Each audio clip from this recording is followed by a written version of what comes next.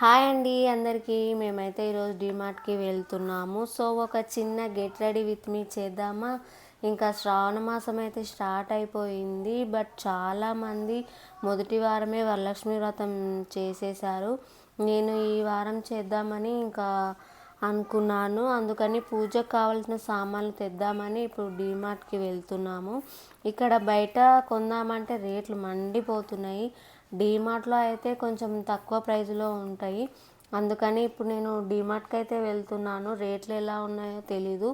మనం ఎంత డీమార్ట్లో సరుకులు కొన్నా మళ్ళీ షాప్లో కొనక తప్పదు. ఇంకా డీమార్ట్లో దగ్గర అయితే నార్మల్ డేస్లోనే ఫుల్ రష్ ఉంటుంది. ఇంకా పండుగలు ఉన్నప్పుడైతే అసలు సందు కూడా ఉండదు. డీమార్ట్కి అయితే ఇంకా రీచ్ అయిపోయాము. సో ఇంకా తొందరగా సామాన్లు అయితే తీసుకోవాలి. ఇక్కడ పప్పులు అయితే ప్రతిసారి ఫ్రెష్గా ఉంటాయి. ఇంకా డీమార్ట్కి వెళ్తే తెలిసిందే కదా, ఒక్కటి కొనాలనుకుంటే 10 కొంటాము. మనము ఒక బడ్జెట్ అనుకొని వెళ్తే అక్కడికి వెళ్ళిన తర్వాత అనుకున్న బడ్జెట్ దాటిపోతుంది. ఇంకా మొత్తానికైతే సామాన్లు తీసుకున్నాము. నేను ఏమేమి సామాన్లు తీసుకున్నానో నెక్స్ట్ మినీ బ్లాగ్లో అయితే చెప్తాను.